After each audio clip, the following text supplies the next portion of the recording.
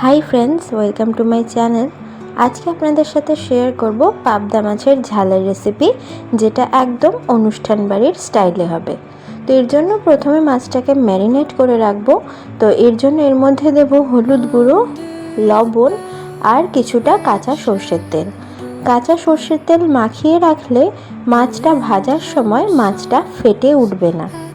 তো এইভাবে আমরা মাছটাকে ভালো করে আমরা লবণ, হলুদ আর কাঁচা সর্ষের তেল দিয়ে ম্যারিনেট করে প্রায় 15 থেকে 20 মিনিটের জন্য এরমভাবে রেখে দেব। তারপরে একটা কড়াইটাকে আমরা গরম করে ওর মধ্যে আমরা সর্ষের তেল নিয়ে নেব। তেল গরম হলে আমরা মাছগুলোকে এক এক করে দিয়ে আমরা ভেজে নেব। বেশি কড়া করে বা লাল করে ভাজবেন না, তাহলে কিন্তু যে পাবদার ঝালের স্বাদটা সেটা পাওয়া যাবে না। তাই আমরা মাছটাকে দুপিঠ হালকা করে আমরা ভেজে এই মাছটাকে তুলে নেব। এই প্রসেসে আপনারা যদি রান্না করেন এই রেসিপিটা, তাহলে দেখবেন একদম অনুষ্ঠান বাড়িতে ঠিক যেরকমভাবে মাছটা রান্না হয়, পাবদার ঝাল রান্না হয়, ঠিক সেইভাবেই আপনাদের এটা খেতে লাগবে। তো আমরা দু পিঠ মাছের হালকা করে ভেজে নিয়েছি, নিয়ে এবার মাছগুলোকে আমরা তুলে নেব। এরপরে আমরা যে মাছের মশলাটা আছে সেটা রেডি করে নেব। এর জন্য একটা ব্লেন্ডারের মধ্যে আমরা নেব 2 চামচ পোস্ত,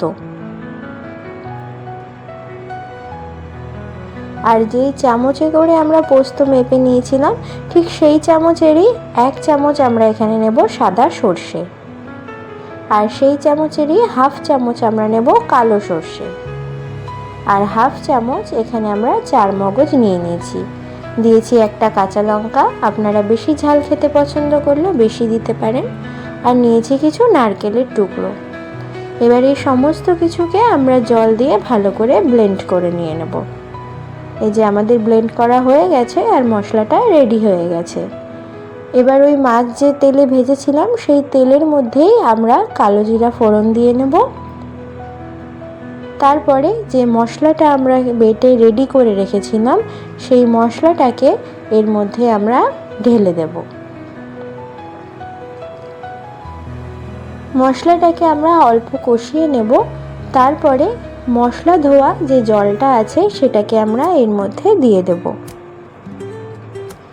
এই রেসিপিটা যদি আপনাদের ভালো লাগে তাহলে অবশ্যই লাইক আর শেয়ার করে দেবেন, আর সাবস্ক্রাইব করতে ভুলবেন না। এরপরে এর মধ্যে দেব হলুদ গুঁড়ো আর লবণ দিয়ে সমস্ত কিছুকে আমরা একসাথে ভালো করে মিশিয়ে মশলাটাকে আমরা খানিকক্ষণ কষিয়ে নেব। এই সময় গ্যাসের ফ্লেমটাকে কিন্তু আমরা লো টু মিডিয়ামের মধ্যেই রাখবো। মশলা থেকে যখন তেলটা ছেড়ে আসবে ওই সময় আমরা একটু ঈষৎ উষ্ণ গরম জল এর মধ্যে ঢেলে দেব।